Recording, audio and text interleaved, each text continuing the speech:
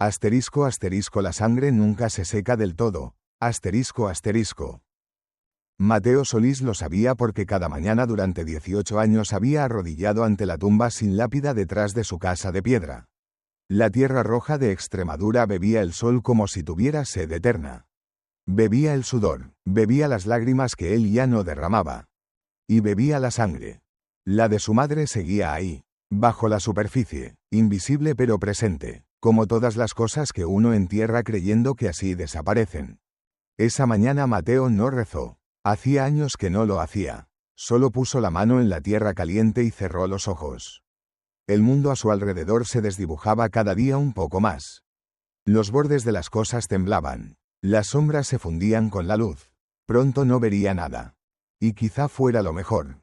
Un hombre puede huir de muchas cosas. De la guerra, de la justicia, del pasado. Pero nunca de sí mismo.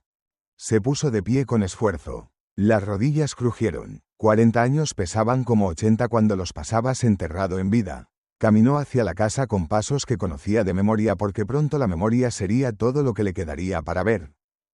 La casa de piedra se alzaba solitaria en la colina como un diente roto. Techos de tejas rojas comidas por el tiempo. Muros gruesos que guardaban el fresco en verano y el calor en invierno.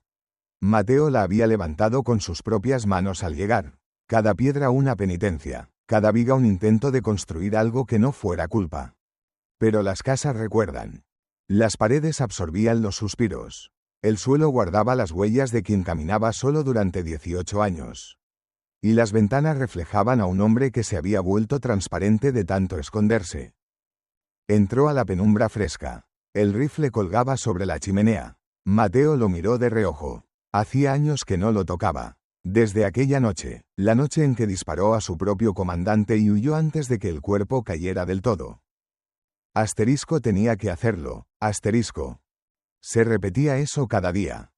Asterisco iba a quemar el pueblo entero. Mujeres, niños, gitanos inocentes, asterisco. Asterisco tenía que hacerlo, asterisco. Pero el disparo seguía resonando en sus oídos. Y las manos le temblaban cuando recordaba el peso del arma. El retroceso, la certeza de que en ese momento dejaba de ser soldado para convertirse en otra cosa. ¿Asesino? ¿Justiciero? ¿Cobarde? Mateo nunca supo la respuesta. Se sirvió agua de la tinaja. Bebió despacio. El silencio de la casa era tan denso que oía el latido de su corazón. Llevaba tanto tiempo sin hablar con nadie que a veces olvidaba el sonido de su propia voz. Salió al porche. El sol ya trepaba alto. Julio en Extremadura era un juicio. El calor no perdonaba. Entrecerró los ojos mirando el horizonte ondulante. Todo temblaba. Siempre temblaba ahora. ¿Era el calor o sus ojos? Ya no estaba seguro. Y entonces lo vio. Al principio creyó que era un espejismo. 4 figuras pequeñas corriendo por la ladera. Faldas ondeando. Trenzas negras golpeando espaldas. Venían rápido. Demasiado rápido. Corrían como si algo las persiguiera. Mateo se quedó inmóvil. Asterisco no. Asterisco. Asterisco no otra vez. Asterisco. Asterisco no aquí. Asterisco. El estallido de un disparo rasgó el mediodía. Luego otro. El eco rebotó entre las colinas. Las figuras se dispersaron pero siguieron avanzando. Hacia su casa. Hacia él. Mateo retrocedió un paso. Sus manos buscaron el marco de la puerta. El corazón le golpeaba el pecho como un caballo asustado. Asterisco cierra la puerta. Asterisco. Asterisco finge que no las viste. Asterisco. Asterisco deja que pasen de largo. Asterisco. Pero no pasarían. Venían directo hacia la única estructura en kilómetros. Hacia el único refugio posible. Otro disparo. Más cerca. Una de las figuras tropezó. La más alta la levantó del brazo sin detenerse. Ahora Mateo veía sus rostros. Jóvenes. Todas jóvenes. Aterrorizadas. Asterisco gitanas. Asterisco. Lo supo por la ropa. Por el modo en que se movían. Por algo en sus ojos incluso a la distancia. Y supo que si las dejaba entrar todo cambiaría. 18 años de paz se romperían como cristal. Pero ya era tarde para decidir. La primera llegó al porche jadeando. Era alta, de unos 22 años, con un chal azul desgarrado y ojos que ardían con algo más fuerte que el miedo.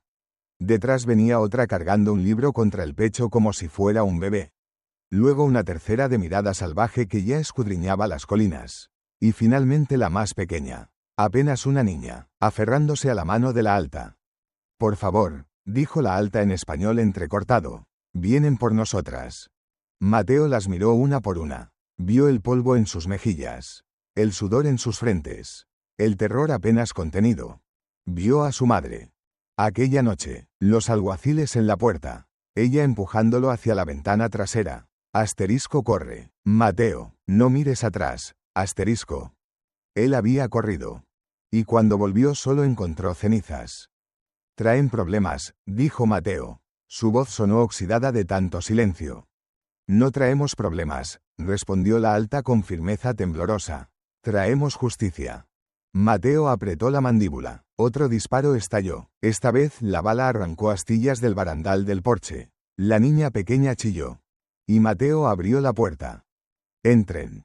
Se precipitaron adentro en un remolino de faldas y miedo. Mateo cerró de golpe y echó el pestillo. La casa de repente se sintió diminuta. El aire se llenó del olor a sudor y tierra y algo más. Algo como esperanza desesperada.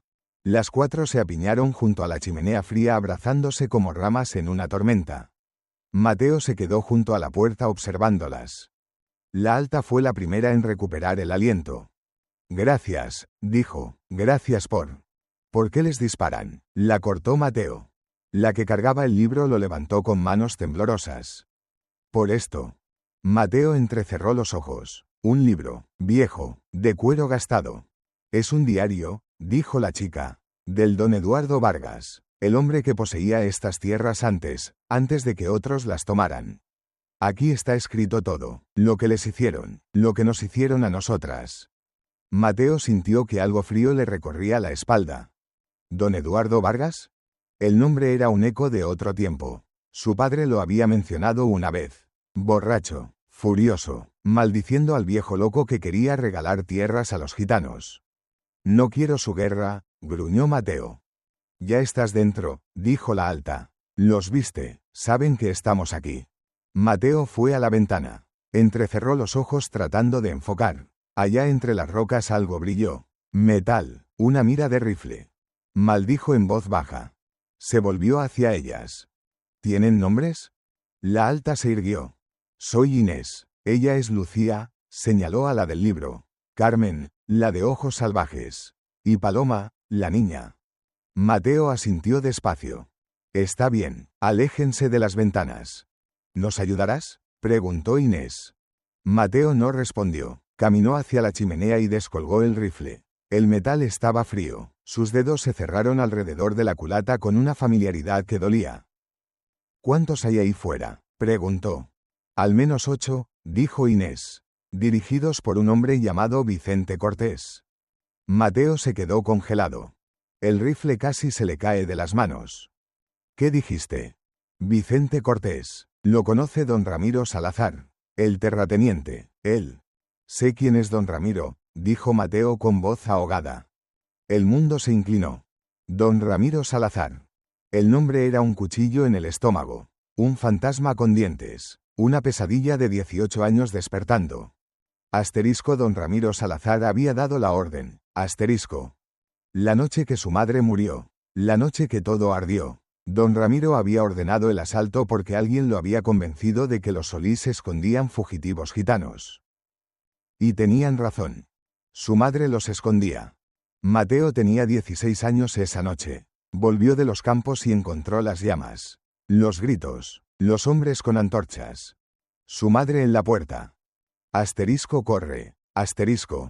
Don Ramiro en su caballo negro observando el fuego como si fuera un teatro. Mateo corrió. Y odió cada paso.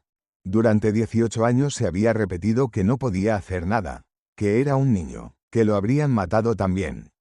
Pero la verdad era más simple y más dolorosa. Tuvo miedo. Y ahora don Ramiro había enviado a Vicente. Vicente. Su hermano en todo menos en sangre. Su compañero en la guerra. El hombre que lo había sacado de una trinchera bajo fuego enemigo. El que le enseñó a disparar con la izquierda cuando le destrozaron 2 dedos de la derecha. Vicente que le debía la vida. Vicente que ahora venía a matarlo. O algo peor. ¿Lo conoces?, preguntó Inés mirándolo fijamente. Mateo tragó saliva. Sí. ¿Es tu amigo? Lo fue. Mateo fue a la puerta y puso el hombro contra ella. La madera estaba caliente por el sol. Más allá los tiradores se acercaban. Podía sentirlo. La tierra misma contenía el aliento. Parece que la paz finalmente vino a tocar, murmuró, con un arma cargada. Se volvió hacia las 4 muchachas. Si van a quedarse hay reglas. No gritan, no suplican, hacen lo que les digo cuando lo digo. ¿Entendido? Las 4 asintieron. Paloma, la más pequeña, se adelantó un paso. Sus ojos eran demasiado viejos para su cara. ¿Por qué nos ayudas?, preguntó con voz suave. Mateo la miró, vio a una niña que había visto demasiado. Igual que él. Porque ya estoy cansado de enterrarme cada vez que abandono algo bueno. Hizo una pausa. Y porque don Ramiro Salazar mató a mi madre hace 18 años. El silencio cayó como una piedra en un pozo. Inés dio un paso al frente. Entonces, dijo despacio, esto no es solo nuestra lucha. Mateo negó con la cabeza. Nunca lo fue. Pasaron la tarde preparándose. Mateo les mostró cómo apilar muebles contra las ventanas, cómo mojar telas para cubrir las rendijas, cómo moverse agachadas sin hacer ruido. Carmen resultó ser natural, se movía como sombra, observaba cada rincón con ojos que no perdían detalle. Pero Mateo notó algo más. Cuando tuvo que entrar al pequeño almacén sin ventanas, su respiración se aceleró. Sus manos temblaron. ¿Estás bien?, preguntó. Ella asintió demasiado rápido. Sí. Pero sus ojos decían otra cosa. Espacios cerrados. Mateo lo entendió sin que ella dijera nada. Alguien la había encerrado alguna vez. Y el miedo todavía vivía en sus huesos. No tienes que entrar, dijo Mateo con suavidad. Vigila la ventana este. Carmen lo miró sorprendida, luego asintió agradecida. Lucía no soltaba el diario. Lo llevaba a todas partes como si estuviera atado a sus manos. Mateo la observó acariciar el cuero gastado con ternura casi dolorosa.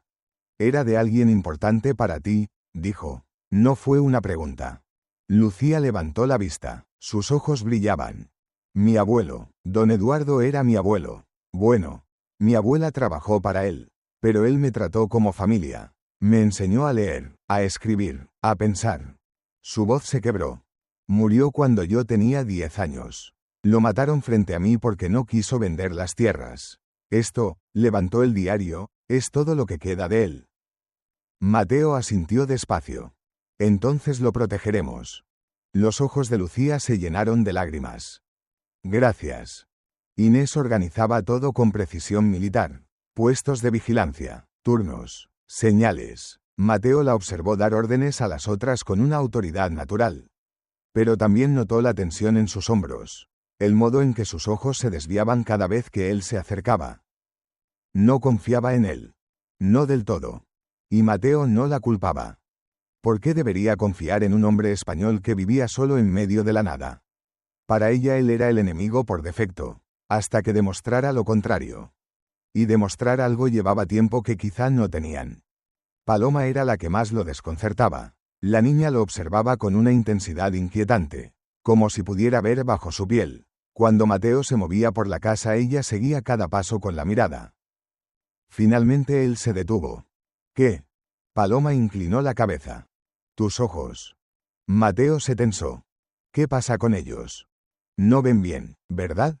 El silencio se extendió. Las otras 3 se volvieron a mirarlo. Mateo apretó la mandíbula. Veo lo suficiente. Pero está empeorando, dijo Paloma con esa voz suave terrible en su certeza. Pronto no verás nada. Inés se adelantó. ¿Es cierto?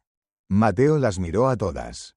4 pares de ojos fijos en él, esperando, juzgando, decidiendo si podían confiar en un hombre que se estaba quedando ciego.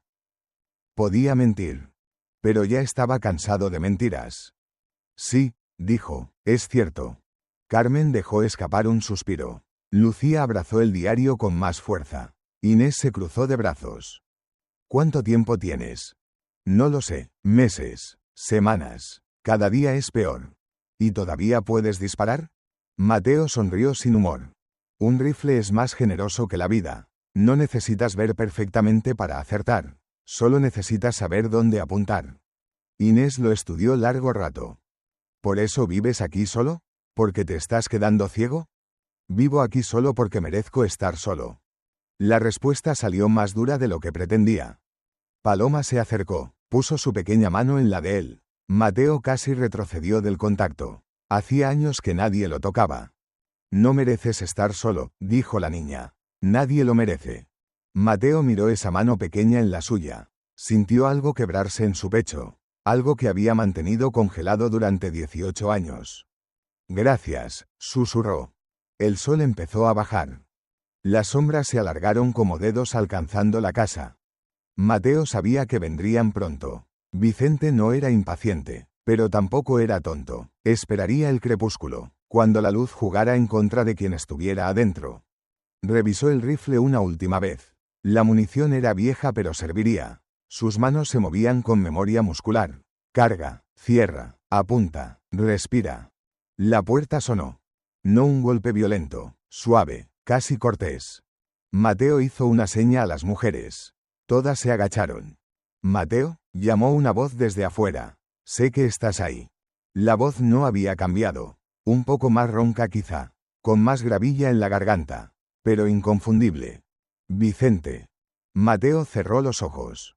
«Estoy solo», continuó Vicente. «Desarmado. Déjame entrar, viejo amigo». «Viejo amigo». Las palabras dolieron más que una bala. Mateo fue a la puerta. Dejó la cadena puesta. Abrió apenas una rendija. Vicente estaba a 1,5 metros. Más viejo, más grueso de cintura, el bigote canoso, pero los ojos seguían siendo los mismos. Afilados, calculadores, los ojos que le habían cuidado la espalda en demasiadas batallas. «¿Qué diablos haces aquí, Vicente?» Vicente se encogió de hombros. «Oí un rumor, 4 chicas gitanas corriendo con un diario robado. Pensé que traería problemas». «Ese diario no está robado».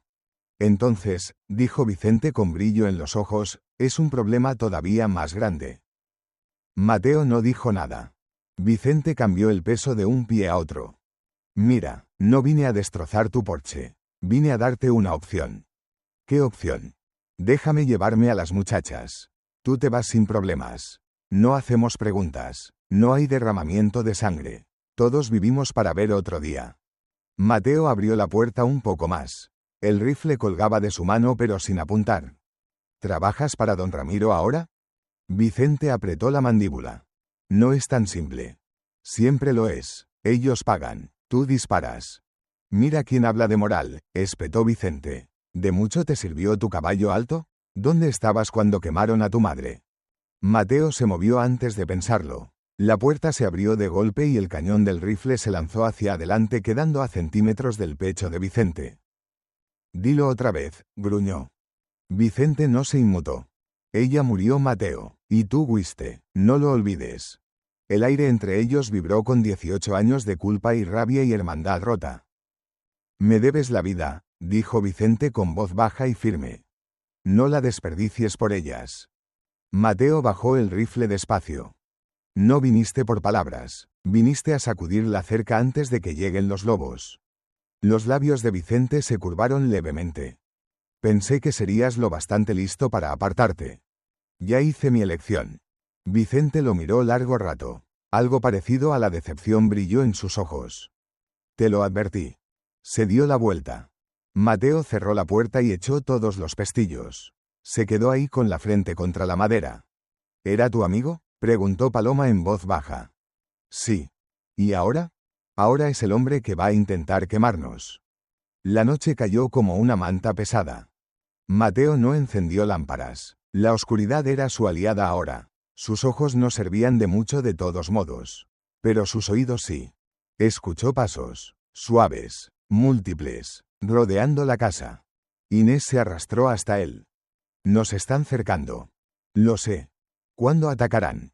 «Cuando estén seguros de dónde estamos. O cuando se impacienten. Lo que venga primero». «¿Cuánto tiempo tenemos?» Mateo escuchó el viento, los grillos, el crujir de una rama. «Hasta que amanezca si tenemos suerte. Menos si no la tenemos». Inés se sentó a su lado. Durante un largo momento ninguno habló. ¿Por qué vives aquí?, preguntó ella finalmente, en medio de la nada. Escondiéndote. No me escondo, dijo Mateo. Solo existo en otro lugar. ¿Lejos de qué? De todo. Inés asintió despacio. Yo también huí una vez. Mateo la miró sorprendido. Ella mantenía los ojos fijos en la ventana. Era maestra, continuó, en un pueblo pequeño. Me enamoré de un hombre español. Bueno, decente, o eso creí. Me prometió que su familia me aceptaría, que no importaba que fuera gitana. Su voz se tensó. Luego vinieron por mi familia.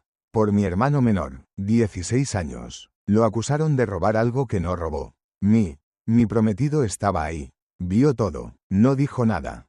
¿Qué pasó con tu hermano? Lo colgaron. Mateo cerró los ojos. Lo siento.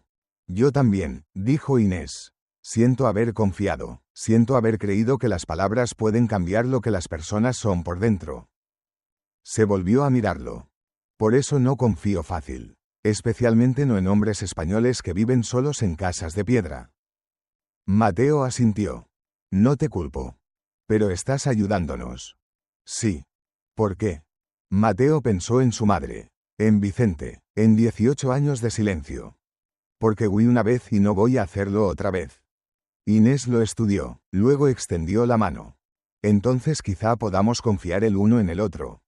Mateo miró su mano. Pequeña. Con callos. Firme. La estrechó. Quizá. Pasada la medianoche, Paloma se acercó a Mateo. No puedo dormir. Yo tampoco. ¿Puedo quedarme aquí? Claro. Se sentó a su lado en la oscuridad. Mateo podía sentir su pequeño cuerpo temblando. ¿Tienes frío? No, tengo miedo. Al menos era honesta. Está bien tener miedo. ¿Tú tienes miedo? Mateo consideró mentir, pero ya había decidido que no más mentiras. Sí. ¿De qué? De muchas cosas. De la oscuridad que viene. De no poder protegerlas. Se detuvo. ¿De qué más? De que al final no haya valido la pena. Paloma puso su mano en la de él otra vez. Siempre vale la pena. ¿Cómo lo sabes? Porque estás aquí. Podías haber cerrado la puerta. Pero no lo hiciste. Mateo sintió un nudo en la garganta. Eres muy sabia para tener 13 años. He visto cosas que hacen que la gente crezca rápido. ¿Cómo qué? Paloma miró el fuego apagado en la chimenea. Vi morir a mis padres. En un incendio. Tenía 8 años. Mateo apretó su mano. Lo siento. Yo también tengo miedo del fuego, admitió ella. Por eso cuando vi el humo afuera casi no pude respirar. Pero seguiste adelante. Porque Inés me necesitaba. Todas me necesitaban. Así que tuve que ser valiente. Eso es lo que significa ser valiente, dijo Mateo. No es no tener miedo. Es seguir adelante a pesar del miedo. Paloma asintió. Se quedaron así en silencio durante un largo rato. Luego desde la otra habitación llegó un sonido. Inés, cantando en voz baja. Una melodía que Mateo no había escuchado en 18 años. Una canción gitana, antigua, triste y hermosa a la vez. Su madre solía cantarla. Por las noches cuando creía que él dormía. Una canción de su tierra, de su gente, de raíces que Mateo nunca supo que ella tenía. Porque nunca preguntó.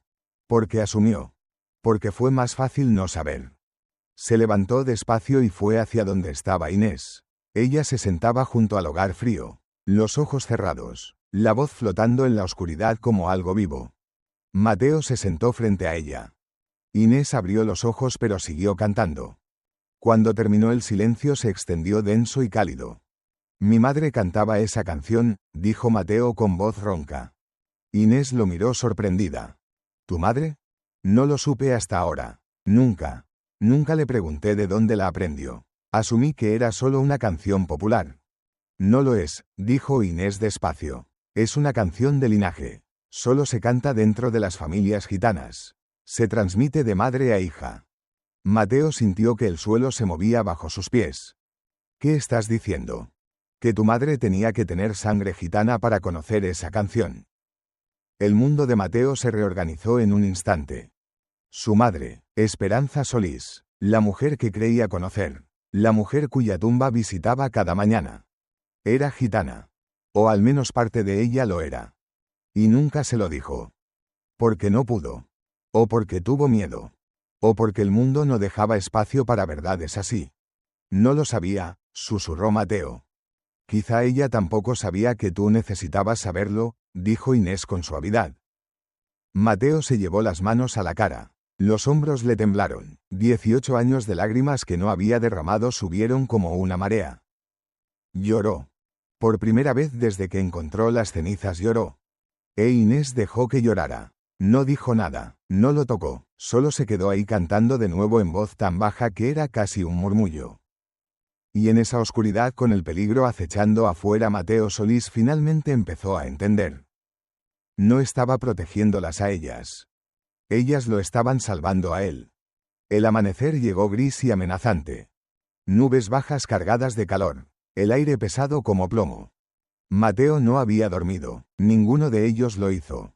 Revisó su rifle, 8 balas, tendría que contar cada una. Afuera todo estaba demasiado quieto. Vicente sabía esperar, sabía que el silencio era un arma, que la anticipación desgastaba tanto como el miedo. Carmen vigilaba la ventana este, Lucía la oeste, Paloma estaba en el pequeño hueco bajo el piso observando por las rendijas. Inés se quedó con Mateo. ¿Cuál es el plan?, preguntó ella. Sobrevivir hasta la noche, luego hacer un movimiento. ¿Qué movimiento? Mateo la miró. Ese diario prueba algo, pero necesitamos más. Necesitamos el título original de propiedad, el documento real. ¿Sabes dónde está? Tengo una idea. Hay alguien, una anciana gitana que vive en las colinas. Abuela Remedios. Dicen que guardó los secretos de don Eduardo cuando murió. ¿Crees que tenga el título? Si alguien lo tiene es ella. Entonces tenemos que llegar hasta ella. Sí. ¿Cuándo? Esta noche, cuando estén distraídos. Un disparo estalló. La bala atravesó la ventana oeste con un chasquido seco. Se incrustó en la pared. Lucía chilló pero no se movió de su posición. Comenzó. Mateo se agachó y fue a la ventana. Entrecerró los ojos. Vio movimiento entre las rocas. 1, 2, 3 tiradores. Otro disparo, alto, de advertencia. Todavía no disparen, ordenó Mateo. Dejen que malgasten munición. 5 disparos más, todos altos o a los lados. Probando nervios. Sacudiendo el árbol para ver qué caía. Mateo esperó. Respiró. Y cuando vio una figura moverse demasiado descuidada disparó. El tiro dio en el hombro del hombre. Gritó y se tambaleó fuera de cobertura. El mensaje era claro. Asterisco, no somos presa fácil. Asterisco. Vicente gritó desde las rocas. Esto no tiene que terminar mal, Mateo. Todavía puede salir. Mateo se asomó. Ya te derroté una vez, Vicente. No estás lo bastante muerto para saberlo. Disparó otra vez. La bala rompió la rama sobre la cabeza de Vicente. Ramas y polvo llovieron. Silencio. Luego la voz de Vicente llegó otra vez. Más fría ahora. Como quieras. Y la guerra realmente comenzó. Los disparos llegaban como el latido de un corazón furioso. Irregulares, impredecibles, diseñados para quebrar nervios en lugar de cuerpos. Mateo se movía entre las ventanas como un fantasma. Sus ojos fallaban pero sus oídos compensaban. Podía rastrear el origen de cada disparo por el eco, calcular distancias, predecir movimientos. Carmen disparó una vez, rápida, limpia. Un grito siguió. Le di en la pierna, dijo con voz tensa pero firme. Bien, respondió Mateo, no dispares para matar, solo para frenar.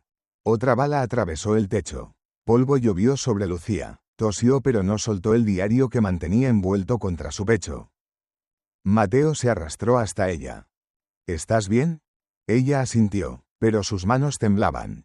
Hay algo más, susurró, algo que no les he dicho sobre el diario. ¿Qué? Lucía abrió el libro con cuidado. Pasó páginas amarillentas llenas de letra apretada. Se detuvo en una cerca del final. Una página doblada, oculta. Don Eduardo no solo documentó los crímenes, dijo. Hizo algo más. Desdobló la página. Era un testamento. Escrito a mano, firmado, atestiguado por 2 testigos cuyos nombres Mateo no reconoció. Asterisco, yo, Eduardo Vargas y Mendoza, en pleno uso de mis facultades. Lego todas mis tierras. Propiedades y posesiones a la comunidad gitana de Extremadura. Representada por los ancianos del Consejo. Asterisco. Mateo leyó las líneas con los ojos entrecerrados. Su visión se desdibujaba, pero las palabras eran claras. Es un testamento, dijo. Sí, legal, válido, pero necesita el título de propiedad original para que tenga fuerza, completó Mateo. Lucía asintió. Sin el título esto es solo papel con intenciones. Con el título es ley. Mateo miró hacia donde Inés vigilaba la ventana norte. ¿Ella lo sabe? Todas lo sabemos. Por eso estábamos yendo hacia las colinas. A buscar a abuela Remedios. Dicen que ella guardó los documentos originales cuando mataron a mi abuelo. Mateo cerró los ojos. Las piezas encajaban ahora. Don Ramiro no solo quería el diario. Quería asegurarse de que el testamento nunca se cumpliera. Que las tierras que había tomado nunca fueran cuestionadas. Y eliminar a 4 chicas gitanas era más fácil que enfrentar la verdad. Entonces tenemos que llegar a Remedios, dijo Mateo. Pero estamos rodeados. No por mucho tiempo. Se volvió hacia Inés. Esta noche, cuando esté más oscuro, Carmen y yo saldremos. Inés se giró bruscamente. ¿Carmen? ¿Por qué ella? Porque conoce las colinas mejor que yo. Y porque necesito a alguien rápida. Tú lideras aquí. Lucía guarda el diario. Paloma. Miró a la niña. Paloma ve cosas que otros no ven. ¿Y yo? Carmen se había acercado sin hacer ruido. Mateo la miró. ¿Puedes guiar a un hombre medio ciego por un bosque en la noche? Carmen no vaciló. Sí. ¿Incluso si hay que pasar por lugares estrechos? Algo pasó por los ojos de Carmen. Miedo, pero lo empujó hacia abajo. Sí, repitió más firme. Mateo asintió. Entonces prepárate. Las horas que siguieron fueron una eternidad de tensión. Los disparos continuaban, algunos cerca, otros lejos. Vicente jugaba con ellos, probando defensas, buscando debilidades. Mateo sabía que había una, y era él. Sus ojos empeoraban con cada hora. La luz se volvía borrosa. Las sombras se fundían. Pronto no podría distinguir amigo de enemigo, blanco de pared. Pero no se lo dijo a las otras. Ya tenían suficiente de qué preocuparse. A media tarde Paloma subió del hueco bajo el piso. Hay movimiento en la parte trasera, susurró. Están arrastrando algo. Mateo fue a la ventana trasera. Entrecerró los ojos. Allá entre los árboles vio formas. Bultos. El brillo de metal. Garrafas. Aceite, murmuró. Van a intentar quemarnos. Inés maldijo en romaní. Carmen se tensó. Lucía abrazó el diario con más fuerza. Solo Paloma se quedó quieta, mirando a Mateo con esos ojos demasiado viejos. ¿Qué hacemos?, preguntó Inés. Cambiamos el plan. Salimos ahora, antes de que prendan el fuego. Pero todavía es de día. Lo sé, pero si esperamos estaremos atrapados. Vicente sabe lo que hace. Espera la noche porque sabe que entonces estaremos desesperados. Si nos movemos ahora cuando no lo espera tenemos oportunidad. Inés lo estudió. Es arriesgado. Todo esto lo es. ¿Y si no regresan? Mateo puso la mano en su hombro. Regresaremos, te lo prometo. No sabía si podía cumplir esa promesa, pero la hizo de todas formas. Había un túnel. Mateo lo había cavado años atrás. Una salida de emergencia, estrecho, húmedo, oscuro. Comenzaba en el pequeño almacén y terminaba 30 metros más allá en un matorral denso. Carmen lo miró cuando Mateo abrió la trampilla. ¿Cuán estrecho? Muy estrecho. Vio su garganta moverse al tragar. ¿Puedes hacerlo?, preguntó con suavidad. Puedo buscar otra manera. Carmen negó con la cabeza. No, puedo hacerlo. Pero sus manos temblaban. Mateo se agachó para mirarla a los ojos. No tienes que demostrar nada. Sí tengo, dijo ella con voz tensa. Tengo que demostrarme a mí misma que puedo. ¿Qué pasó?, preguntó Mateo. ¿Quién te encerró? Carmen apartó la mirada. Cuando tenía 12 años unos hombres me tomaron. Me metieron en un sótano. 6 meses. Sin luz, sin espacio, solo, oscuridad. Su respiración se aceleró. Escapé finalmente. Cavé con las manos hasta que sangraron. Pero desde entonces, los espacios cerrados. Te atrapan otra vez, terminó Mateo. Ella asintió. Mateo tomó su mano. Estaré contigo todo el tiempo. Si necesitas salir solo di la palabra. ¿De acuerdo? Carmen lo miró. En sus ojos había gratitud y determinación mezcladas. De acuerdo. Inés les dio provisiones, agua, pan duro, un cuchillo extra para Carmen. Lucía le entregó a Mateo un pedazo de papel. Un mapa, hacia donde vive Remedios. Lo dibujé de memoria. Mateo lo guardó con cuidado. Paloma se acercó y abrazó a Carmen. Volverás, susurró. Lo sé. ¿Cómo lo sabes? Porque tienes que hacerlo. Todos te necesitamos. Carmen tragó saliva y asintió. Mateo se volvió hacia Inés. Si no regresamos antes del amanecer. Regresarán, lo cortó ella. Tienen que hacerlo. Sus ojos se encontraron. En ellos Mateo vio algo más que orden. Vio confianza, quizá incluso fe.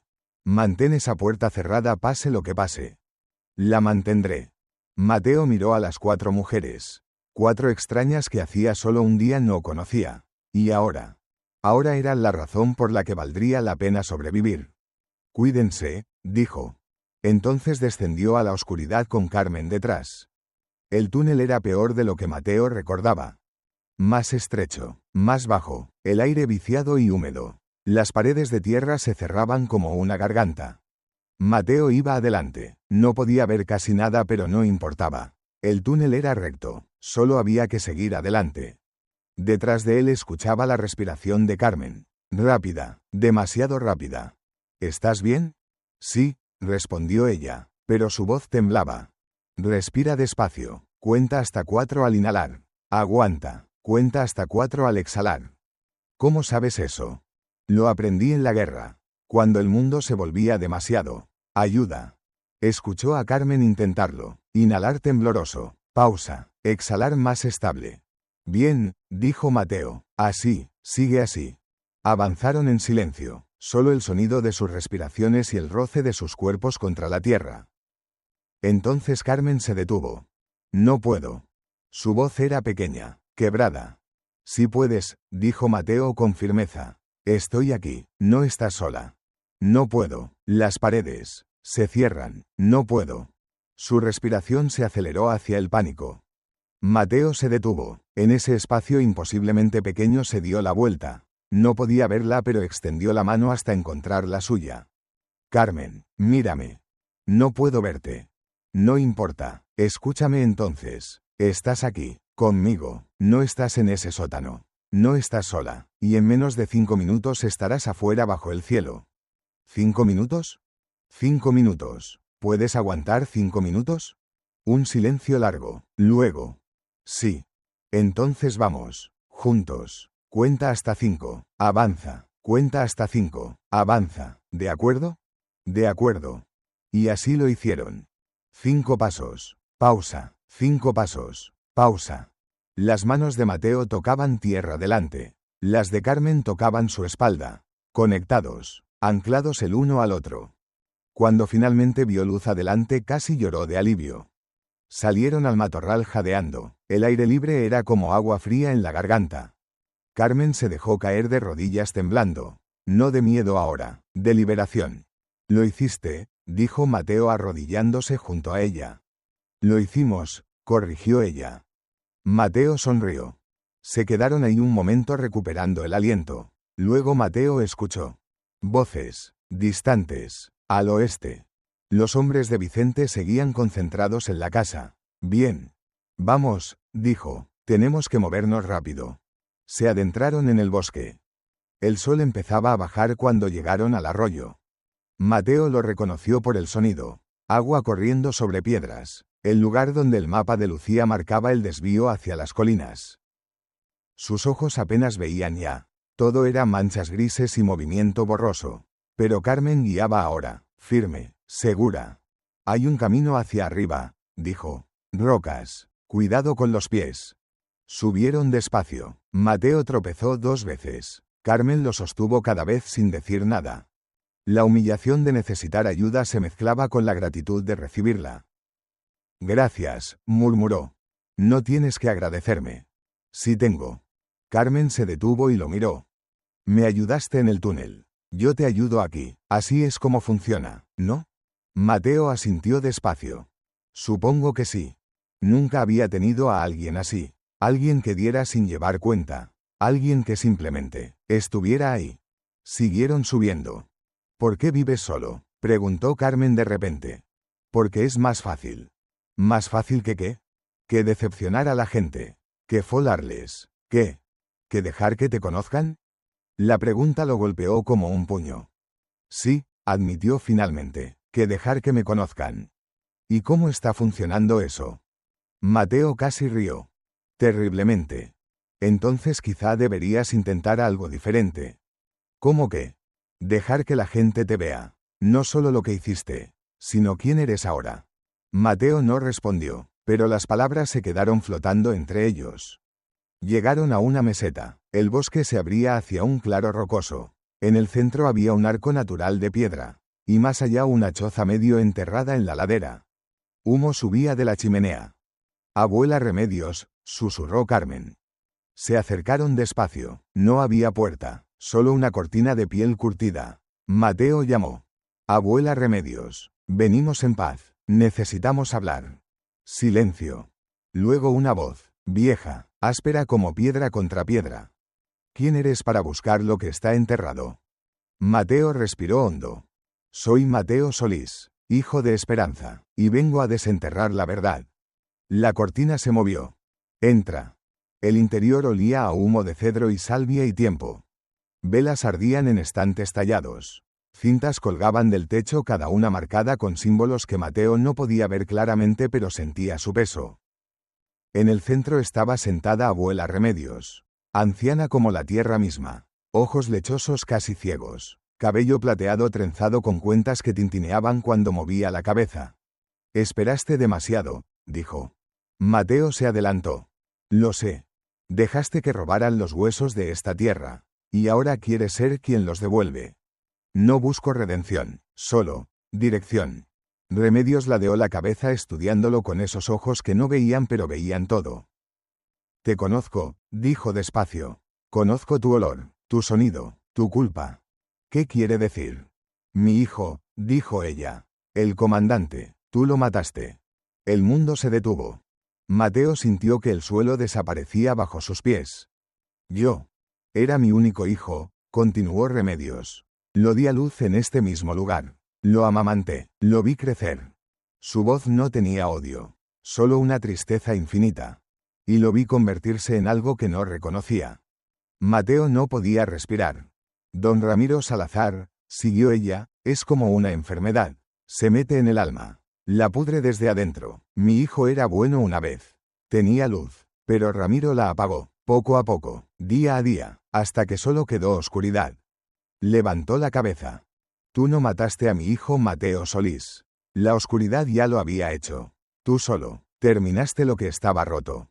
Las lágrimas rodaron por las mejillas de Mateo.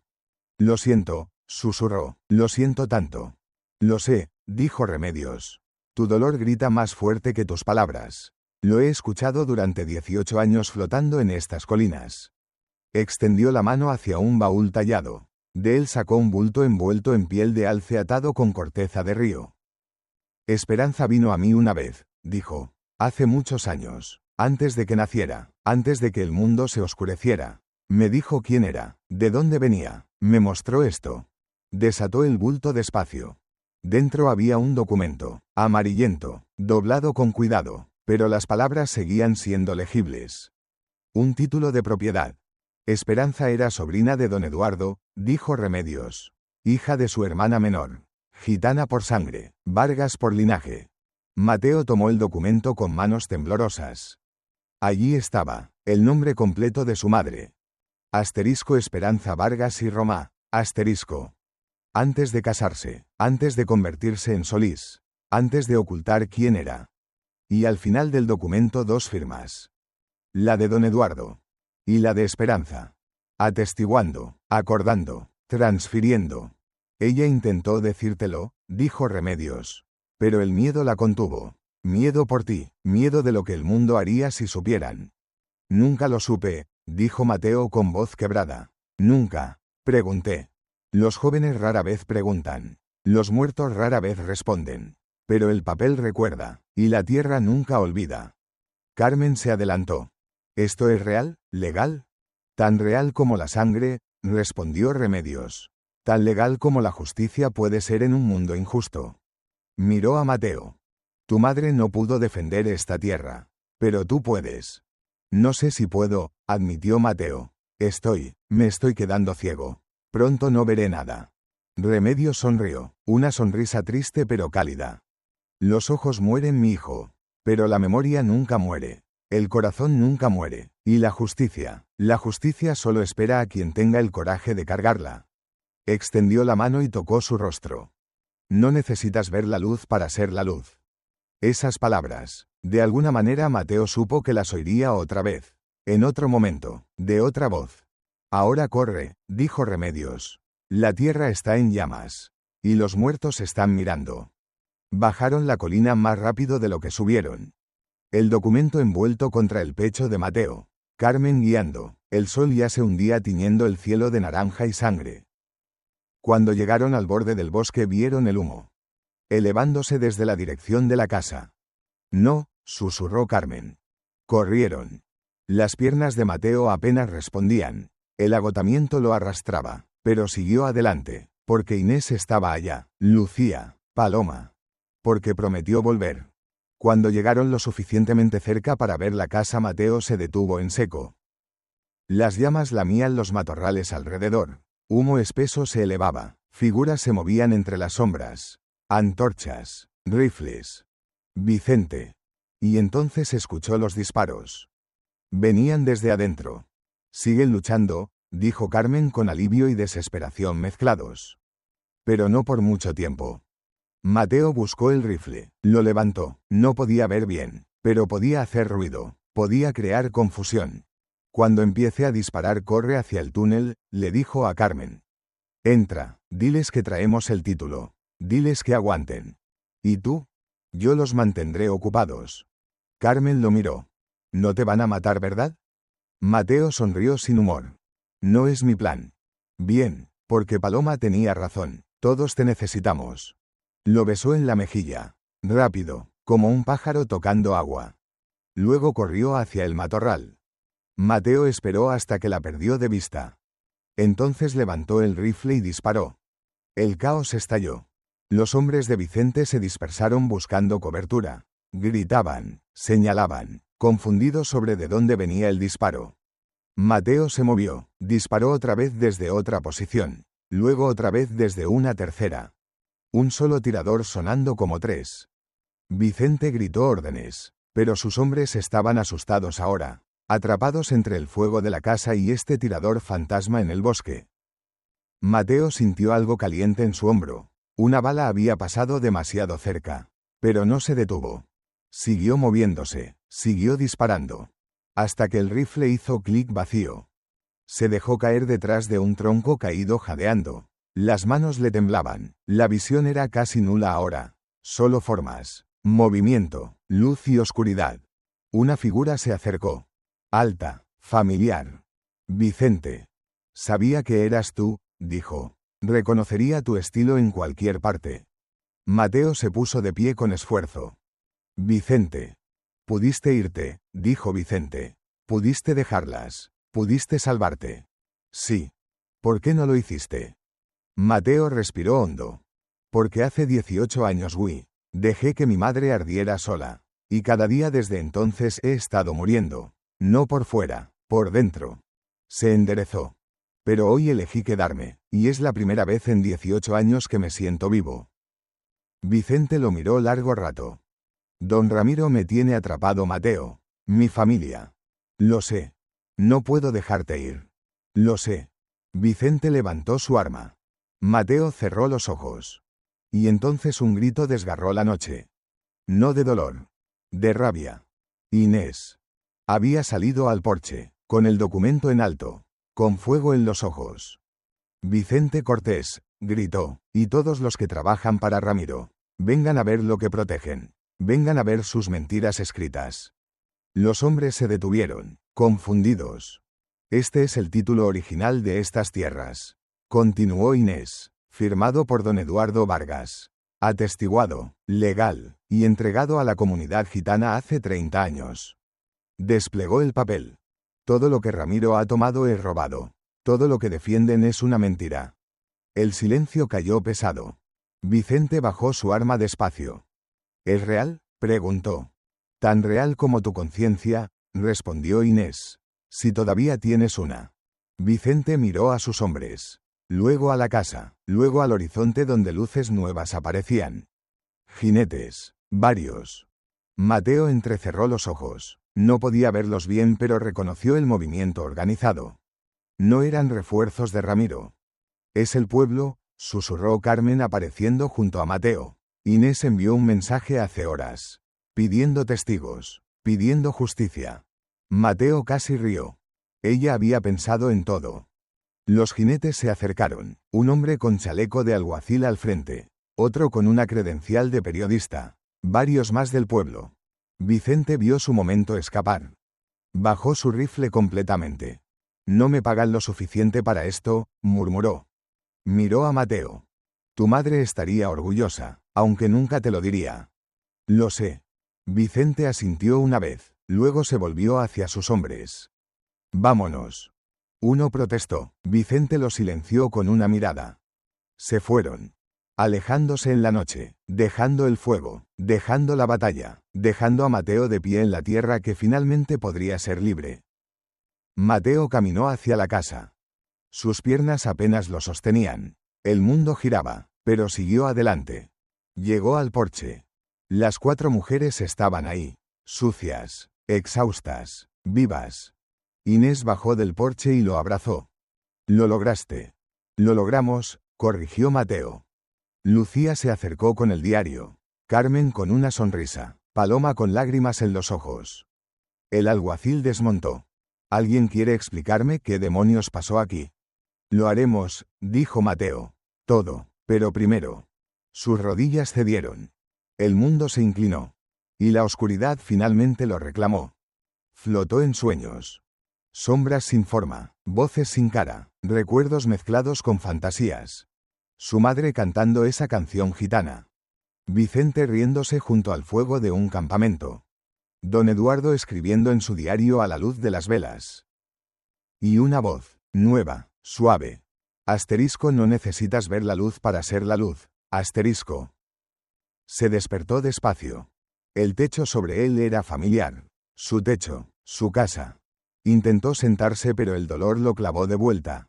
Despacio, dijo una voz. Inés. Apareció en su visión borrosa. ¿Cuánto tiempo? Un día. Te desmayaste por agotamiento, y las quemaduras en tu hombro estaban infectadas. Mateo tocó su hombro, vendado. ¿Las otras? Todas bien. Carmen está fuera ayudando al pueblo a limpiar. Lucía está con el periodista explicando el diario. Paloma. Estoy aquí, dijo la niña apareciendo al lado de Inés. Mateo esbozó una sonrisa débil.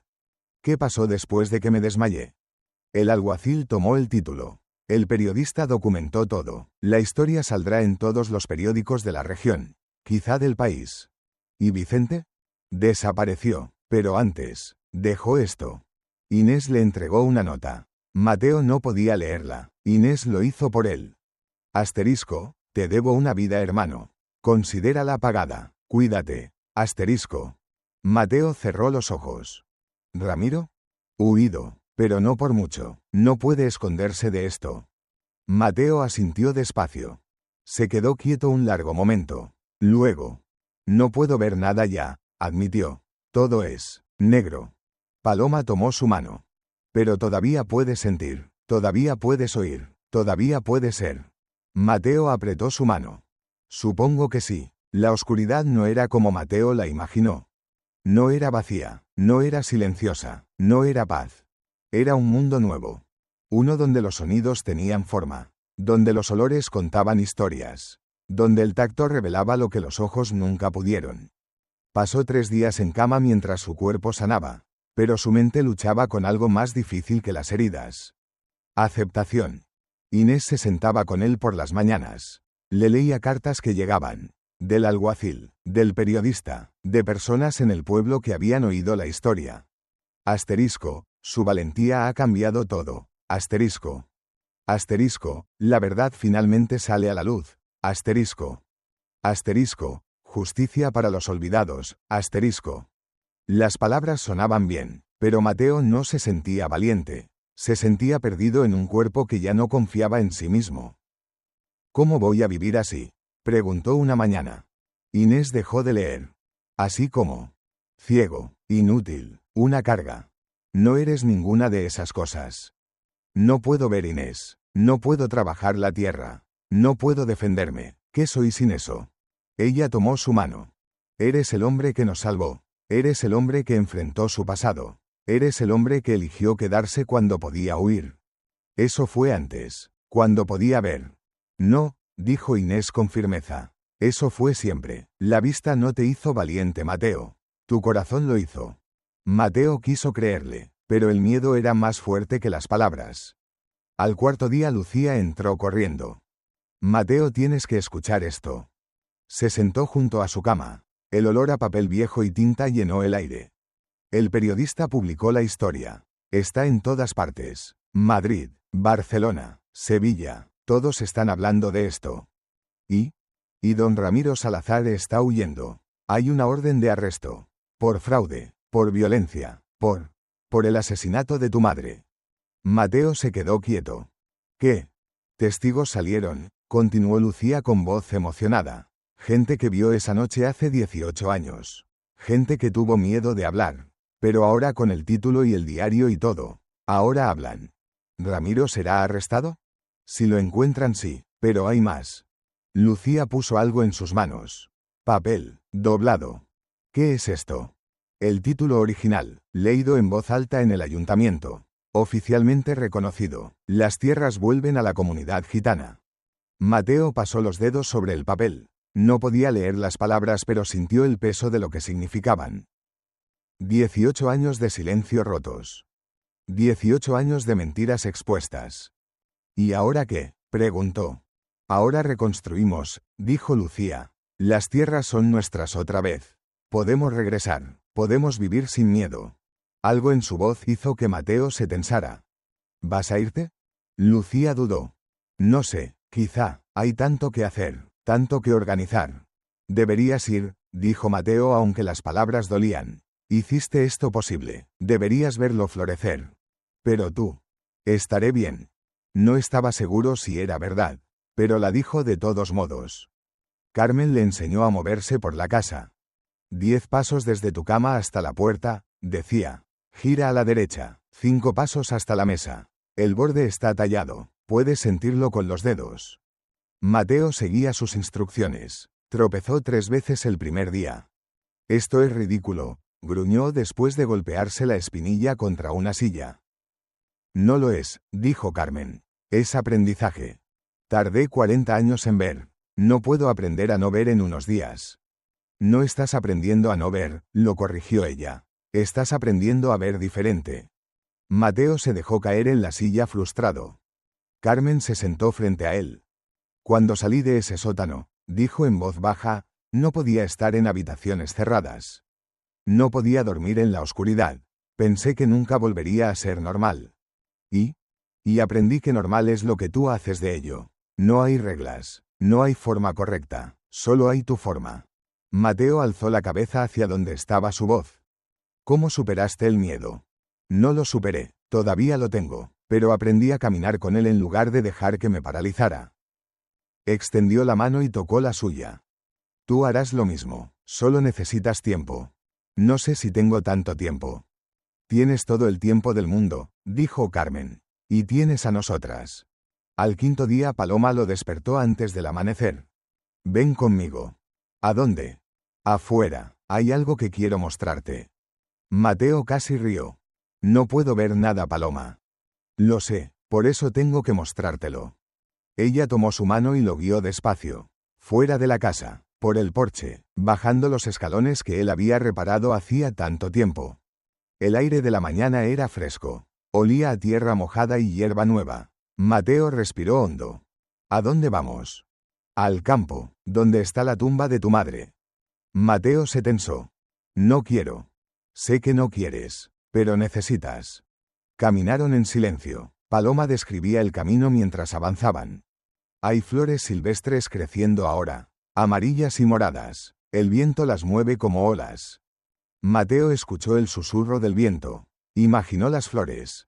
Los pájaros están despertando. Escucha, ese es un ruiseñor, y allá un mirlo. Mateo inclinó la cabeza. Los cantos se separaron, distintos, únicos. Nunca los había notado antes cuando podía ver. Y el sol está subiendo. No puedes verlo pero puedes sentirlo. En tu piel, cálido, suave. Mateo alzó el rostro. Sintió el calor tocando sus mejillas. Llegaron a la tumba. Paloma lo guió a arrodillarse. Pon tus manos en la tierra. Mateo obedeció. La tierra estaba tibia, viva. Tu madre está aquí, dijo Paloma. No solo en el suelo. Está en el viento que sopla. En las flores que crecen. En los pájaros que cantan. En ti. ¿Cómo lo sabes? Porque yo también perdí a mis padres. Y al principio pensé que se habían ido para siempre. Pero luego entendí. No se van, solo cambian. Se convierten en otra cosa. Algo que no puedes ver pero puedes sentir. Mateo apretó la tierra entre sus dedos. Tengo tanto que decirle. Díselo entonces. ¿Ahora?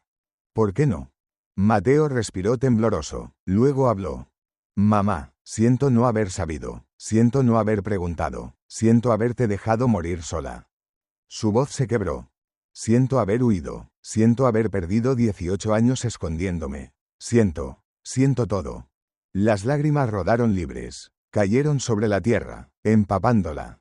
Pero ahora sé quién eras. Sé de dónde venías. Y estoy tratando de ser alguien que te haría sentir orgullosa.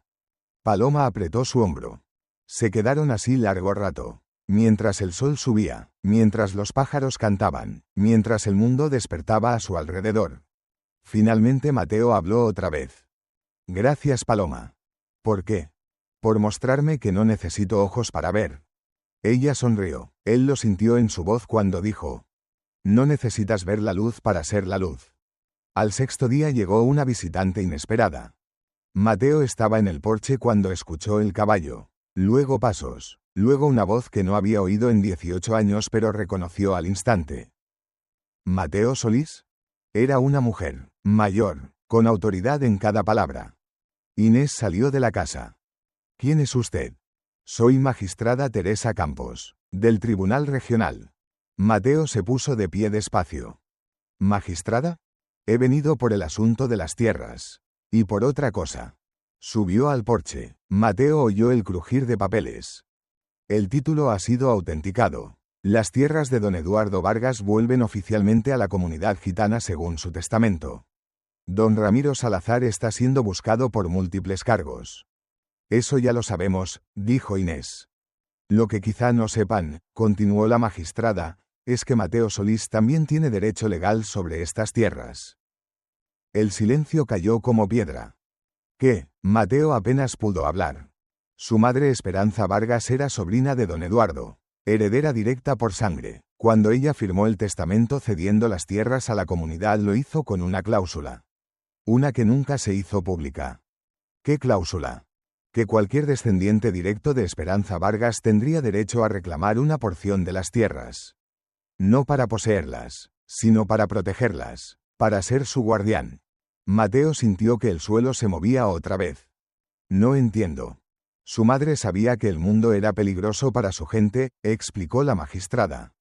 Quería asegurarse de que hubiera alguien, un puente entre dos mundos, alguien que pudiera defender las tierras tanto desde dentro como desde fuera. Quería que fuera yo. Sí, aunque nunca pudo decírtelo. Mateo se dejó caer en la silla. Su madre lo había preparado desde el principio. Le había dado un propósito, un lugar, una razón. Y él nunca lo supo. ¿Qué significa eso exactamente? Preguntó Inés. ¿Qué es un guardián? Significa, dijo la magistrada, que Mateo Solís tiene voz en cómo se usan estas tierras. Que puede vivir aquí, que puede proteger a quien venga a vivir aquí, y que la comunidad gitana tiene un aliado legal reconocido por el tribunal. Miró a Mateo. Si acepta, por supuesto. Mateo no supo qué decir. Durante 18 años se había sentido sin propósito, sin lugar, sin valor. Y ahora le ofrecían los 3. Necesito pensar, susurró. Por supuesto, dijo la magistrada. Pero no tarde demasiado. Hay mucha gente esperando comenzar de nuevo. Y lo necesitan. Se fue. Mateo se quedó en el porche. Inés se sentó a su lado. ¿Qué vas a hacer?, preguntó. No lo sé, soy ciego, Inés. ¿Cómo puedo ser guardián de algo si ni siquiera puedo cuidarme a mí mismo? No estás solo, dijo ella. Ninguno de nosotros lo está. Ese es el punto. Pero... Mateo, lo interrumpió, durante 18 años viviste como si estuvieras muerto. Como si no merecieras espacio en este mundo. ¿Vas a seguir haciéndolo? No es tan simple. Sí lo es. O decides que tu vida terminó cuando tus ojos se apagaron. O decides que apenas está comenzando. Mateo se quedó callado. Inés se levantó para irse. Pero antes de entrar dijo: Tu madre te dio este regalo, Mateo. Este propósito, no porque pensara que eras perfecto, sino porque sabía que eras lo suficientemente roto para entender por qué importa. Sus pasos se alejaron. Mateo se quedó solo con el viento y sus pensamientos. Esa noche no pudo dormir. Se sentó en la oscuridad que ahora era su mundo permanente, escuchando, pensando. Carmen entró en silencio y se sentó junto a él. No podía dormir tampoco, dijo. ¿Por qué? Porque me voy mañana. Mateo sintió una punzada en el pecho. ¿A dónde? De vuelta a las colinas. Hay familias que quieren regresar a sus tierras. Necesitan a alguien que les enseñe a sobrevivir aquí otra vez. Cómo cazar, rastrear, construir refugios. ¿Eres buena en eso? Sí, y por primera vez en mi vida tengo un propósito que no es solo sobrevivir. Es ayudar a otros a vivir. Mateo asintió. Me alegro por ti. ¿De verdad? Sí, aunque te voy a extrañar. Carmen tomó su mano. Yo también te voy a extrañar, pero no estoy yendo lejos. Y siempre puedes venir a visitarnos. O nosotros a ti. ¿Cómo voy a visitarlos si no puedo ver? Caminaremos contigo, como yo caminé contigo en el bosque, como tú caminaste conmigo a través del túnel. Eso es lo que hace la gente que se cuida. Camina junta. Mateo apretó su mano. Gracias, Carmen, por todo. No me agradezcas. Tú me salvaste la vida. Tú me salvaste el alma. Se quedaron en silencio un momento. Luego Carmen se inclinó y besó su frente. Sé el guardián, Mateo. Es para lo que naciste. Y se fue. Lucía también se fue a la mañana siguiente. Había recibido una oferta para establecer una biblioteca en el pueblo. Un lugar donde los documentos de don Eduardo pudieran ser preservados. Donde las historias pudieran ser contadas. Es todo con lo que he soñado, le dijo a Mateo. Un lugar donde las palabras importen. Donde la verdad sea protegida. Entonces ve, dijo Mateo. Hazlo realidad. ¿Vas a estar bien? Voy a intentarlo. Lucía lo abrazó fuerte. Eres más fuerte de lo que crees, Mateo Solís. Y más necesario de lo que imaginas. Después de que se fue Mateo se sintió extrañamente vacío. Carmen se había ido. Lucía se había ido. Solo quedaban Inés y Paloma. Y pronto ellas también tendrían que elegir sus propios caminos. Se sentó en el porche. El sol calentaba su cara. Los pájaros cantaban. El mundo seguía moviéndose. Pero él se sentía atascado. Entonces escuchó pasos. Muchos. ¿Quién está ahí?, llamó. Somos nosotros, respondió una voz de hombre. Gente del pueblo. Mateo reconoció algunas voces. Venimos a ayudar, dijo otra voz. ¿Ayudar con qué? Con la casa, con las tierras. Oímos que vas a ser el guardián. Pensamos que necesitarías ayuda para prepararte. Mateo se quedó sin palabras. Durante la siguiente semana llegó más gente. Gitanos que regresaban a sus tierras. Españoles del pueblo que querían hacer las paces. Jóvenes, ancianos, familias enteras. Limpiaron los campos quemados. Repararon cercas. Construyeron cabañas nuevas para quienes no tenían dónde ir. Inés organizaba todo. Mateo la escuchaba dar órdenes. Resolver disputas. Planear el futuro. Eres buena en esto, le dijo una tarde. ¿En qué? En liderar. Ella se sentó junto a él. Tuve que serlo. Nadie más iba a hacerlo. ¿Qué vas a hacer ahora? ¿Ahora que las tierras son seguras? Inés tardó en responder. Me ofrecieron ser la representante de la comunidad, la voz oficial ante el gobierno. ¿Deberías aceptar? ¿Y dejarte aquí solo? No estaré solo. Paloma se queda, y la gente viene y va. Estaré bien. Mateo. Inés, la interrumpió, pasaste tanto tiempo cuidando a otros. Es hora de que hagas lo que tú necesitas hacer. Ella le tomó la mano. Lo que necesito hacer es asegurarme de que este lugar florezca. Y para eso necesito saber que tiene un corazón. Un guardián que realmente cuide. ¿Y crees que soy yo? Sé que eres tú. Mateo no dijo nada. Pero esa noche cuando todos se fueron tomó su decisión. A la mañana siguiente Mateo se levantó temprano. Le pidió a Paloma que lo llevara al campo, a la tumba de su madre. Se arrodilló, puso las manos en la tierra. Mamá, dijo, creo que finalmente entiendo. Me diste un propósito, un lugar, algo por lo que vivir que no fuera solo la culpa. El viento sopló suave. Y voy a aceptarlo, voy a ser el guardián. Voy a proteger lo que tú querías proteger. Voy a ser el puente que quisiste que fuera. Se puso de pie despacio. Y voy a hacerlo a mi manera. Ciego pero vivo, roto pero dispuesto. Paloma lo tomó del brazo. Ella estaría orgullosa. Espero que sí. Volvieron a la casa donde Inés esperaba. ¿Y bien?, preguntó. Acepto, dijo Mateo. Seré el guardián de estas tierras. Si ustedes me enseñan cómo. Inés sonrió. Mateo lo escuchó en su voz. Ya sabes cómo, solo tienes que empezar. Los meses siguientes fueron transformación. La casa de piedra que había sido una tumba se convirtió en un hogar. No solo para Mateo, para todos. Levantaron estructuras nuevas alrededor, pequeñas cabañas para familias, un granero, un pozo comunitario, un lugar de reunión. La llamaron *** la casa del vigilante ***. No porque Mateo vigilara desde arriba, sino porque su casa se había convertido en el corazón de algo más grande. Mateo aprendió a moverse por este nuevo mundo. Los niños le enseñaron a contar pasos. Las mujeres mayores le enseñaron a tejer cestas por tacto. Los hombres le mostraron cómo trabajar madera sin necesitar vista. Y él les enseñó a su vez. Historias de la guerra, lecciones de supervivencia, pero sobre todo les enseñó algo más simple. Que el valor no viene de lo que puedes hacer. Viene de lo que eliges hacer. Paloma se quedó con él, su compañera constante, sus ojos cuando los necesitaba, pero también su amiga. ¿Alguna vez te arrepientes?, le preguntó una tarde. ¿De qué? De quedarte, de no irte cuando pudiste. Mateo pensó en eso. No, si me hubiera ido seguiría siendo un fantasma. Aquí soy, real. Eres más que real, dijo Paloma. Eres importante. ¿Para quién? Para todos nosotros. Y era verdad. La gente venía con problemas. Disputas sobre tierras, preguntas sobre derechos, miedo sobre el futuro. Y Mateo escuchaba. No siempre tenía respuestas, pero siempre tenía tiempo, paciencia, comprensión. Porque él también había estado perdido. También había tenido miedo. También había necesitado a alguien que simplemente estuviera ahí. La primavera llegó lenta pero segura. Mateo la sintió en el aire. Más cálido, más suave, lleno de promesas. Carmen regresó de visita. Traía historias de las familias en las colinas.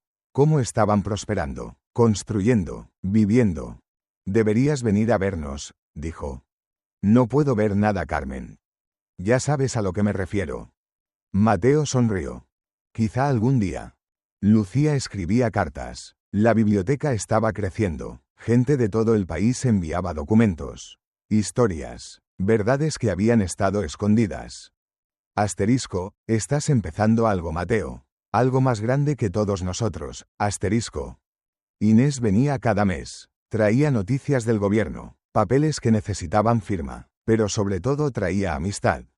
¿Cómo te sientes?, preguntó en una visita. Diferente, pero bien. ¿Ya no te sientes inútil? Mateo negó con la cabeza. No, me siento necesario. Es extraño. Acostúmbrate, dijo Inés con una sonrisa en la voz. Porque lo eres. Y lo mejor de todo, Vicente envió un mensaje. No volvió personalmente, pero la carta decía todo. Asterisco, hermano, me enteré de lo que estás haciendo. Me alegro. Don Ramiro fue capturado. Está en prisión. Justicia tardía pero justicia al fin. Mi familia está a salvo ahora. Y yo, estoy tratando de ser mejor. Como tú, quizá algún día nos encontremos otra vez. Como amigos, no como enemigos. Cuídate. **. Mateo guardó la carta, y perdonó. Un año después del día en que 4 chicas gitanas corrieron a su puerta, Mateo se sentó en el porche renovado. La casa del vigilante prosperaba a su alrededor. Voces llenaban el aire, niños jugando, mujeres cantando, hombres riendo. La tierra había sanado. Y él también.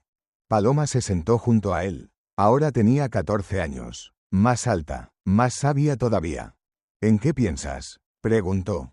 En todo, en cómo era hace un año. En cómo es ahora. ¿Es mejor? Mateo asintió. Mucho mejor, aunque a veces extraño ver. ¿Qué extrañas más? Los rostros. Me gustaría ver sus rostros. Saber cómo se ven cuando sonríen. Paloma tomó su mano y la puso en su mejilla. Entonces siéntelos. Mateo pasó los dedos suavemente sobre su rostro. Sintió la curva de su mejilla, la forma de su sonrisa. Eres hermosa, dijo. ¿Cómo lo sabes? Porque puedo sentir tu bondad, y eso es más hermoso que cualquier cara. Paloma lo abrazó. Te quiero, Mateo. Yo también te quiero, pequeña. Se quedaron así mientras el sol se ponía sobre la casa del vigilante. Mateo no podía verlo, pero lo sentía. El calor en su piel, el oro en el aire, la promesa de otro día. ¿Mateo?, preguntó Paloma. ¿Sí? ¿Recuerdas lo que te dije? ¿Sobre no necesitar ver la luz para ser la luz? Sí. Creo que finalmente lo entendiste. Mateo sonrió. Creo que sí. **epílogo **. 5 años después **. La casa del vigilante se había convertido en algo más que un hogar. Era un símbolo. De resistencia, de justicia, de sanación. Mateo Solís ahora tenía 45 años. Su cabello comenzaba a encanecer. Su rostro estaba marcado por el sol y el viento, pero sus ojos ciegos brillaban con algo que nunca tuvieron cuando podía ver. Paz. Cada mañana se levantaba temprano. Caminaba al campo donde su madre estaba enterrada. Ponía las manos en la tierra. Buenos días, mamá. Aquí sigue tu hijo, todavía intentándolo. Luego caminaba de vuelta a la casa. No necesitaba guía ahora. Conocía cada piedra, cada árbol, cada curva del camino. El mundo ciego se había vuelto su mundo. En la casa Paloma ahora tenía 18 años. Se había convertido en maestra. Enseñaba a los niños, no solo a leer y escribir, sino a ver con el corazón. Carmen visitaba seguido. Traía a las familias de las colinas para celebraciones, bodas, nacimientos, vida. Lucía había escrito un libro sobre don Eduardo y su lucha. Se vendía en todo el país. La verdad finalmente era conocida. Inés. Inés se había convertido en senadora. La primera mujer gitana en el Parlamento. Peleaba por leyes, por derechos, por justicia. Pero siempre volvía a la casa del vigilante. Porque ahí era donde todo comenzó. Una tarde de verano Mateo estaba en el porche cuando escuchó caballos. Muchos caballos. ¿Quién viene?, preguntó a Paloma. Mucha gente, respondió ella. Creo que es una celebración. Y lo era. Inés había traído un decreto oficial. Las tierras eran ahora oficialmente un santuario protegido. Nadie podría tomarlas otra vez. Nunca. Y Mateo Solís era nombrado guardián perpetuo. No sé si merezco esto, dijo cuando leyeron el documento. No se trata de merecer, respondió Inés. Se trata de lo que eres. Y tú eres la razón por la que esto existe. Esa noche hubo una gran fiesta. Música, comida, baile. Mateo se sentó en el porche escuchando. Paloma bailaba con otros jóvenes. Carmen enseñaba pasos a los niños. Lucía leía poesía en voz alta. Inés hablaba con ancianos sobre el futuro. Y Mateo simplemente escuchaba. Los sonidos de la vida, de la comunidad, de la familia que no era de sangre pero era más real que cualquier otra. Una niña pequeña subió al porche. No más de 5 años. ¿Señor Mateo? ¿Sí, pequeña? ¿Es verdad que no puedes ver? Es verdad. ¿No tienes miedo? Mateo sonrió. A veces. Pero entonces recuerdo algo. ¿Qué? Que no necesitas ojos para ver lo que importa. Necesitas corazón. La niña pensó en eso. ¿Y tú tienes corazón? Sí, tardé mucho en encontrarlo, pero sí. La niña asintió satisfecha y volvió a la fiesta. Paloma se sentó junto a Mateo. Era hermoso, dijo. La fiesta, la gente, todo. Suena hermoso. ¿Extrañas poder verlo? Mateo consideró la pregunta. No tanto como pensé que lo haría, porque puedo sentirlo, y eso es suficiente. Paloma puso su cabeza en su hombro.